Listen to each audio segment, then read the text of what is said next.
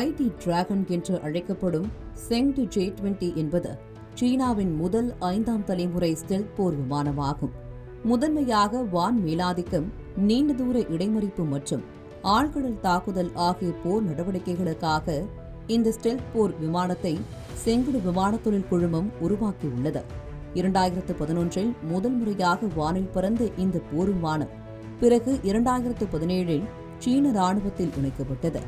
அமெரிக்காவின் F-22 raptor மற்றும் F-35 lightning II போன்ற மேம்பட்ட 5ஆம் தலைமுறை போர் விமானங்களுக்கு இணையாக சீனாவின் J-20 போர் விமானத்தை உருவாக்கி ஸ்டெல்த் தொழில்நுட்பத்திலும் தனது ஆதிக்கத்தை சீனா விரிவுபடுத்தியுள்ளது. மறைந்திருந்து தாக்கும் தொழில்நுட்பம், மேம்பட்ட உணர்வுகள் மற்றும் நீண்ட தூர வான் ஏவுகணைகளை பயன்படுத்தி நீண்ட தூரத்தில் இருந்து எதிரிகளை தாக்கும் திறன் கொண்ட இந்த J-20 போர் விமானம் பெரிய உள் எரிபொருள் கொள்ளளவு காரணமாக பறந்து மற்றும் நீண்ட தூர ரோந்து பணிகளை மேற்கொள்ளும் வகையில் வடிவமைக்கப்பட்டுள்ளது. இந்த J-20 விமானம் வான்வழி முன்கூட்டியே எச்சரிக்கை செய்யும் விமானங்கள், ட்ரோன்கள் மற்றும் தரைவழி கட்டளை அமைப்புகளுடன் உளவு கண்காணிப்பு மற்றும் தொழில்நுட்ப தகவல்களை பகிர்ந்து கொள்ளும் என்று கூறப்படுகிறது. 2019இல் சுமார் 50 J-20 போர் விமானங்களை கொண்டிருந்த சீனாவிடம் தற்போது சுமார் 500 போர் விமானங்கள் உள்ளன என்று கூறப்படுகிறது. மேலும் இன்னும் 4 ஆண்டுகளுக்குள் கூடுதலாக 500 J-20 போர் விமானங்களை சீனா செயல்பாட்டுக்கு கொண்டுவரக்கூடும் என்று மதிப்பிடப்பட்டுள்ளது.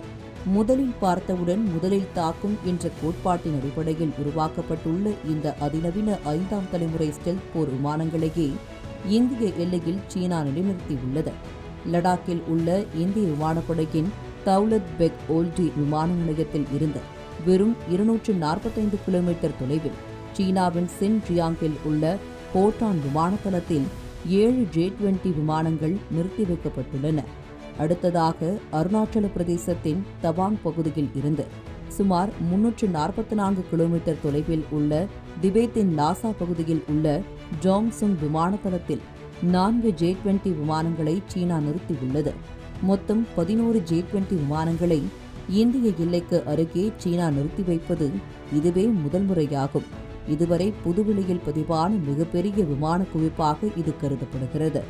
36 ரஃபேல் மற்றும் 260க்கும் மேற்பட்ட Su-30 MKI விமானங்களை வைத்துள்ள இந்தியாவிடம் இன்னும் 5ஆம் தலைமுறை ஸ்டெல்த் போர் விமானம் இல்லாததால் சீனாவின் இந்த நடவடிக்கை பெரும் பரபரப்பை ஏற்படுத்தியுள்ளது.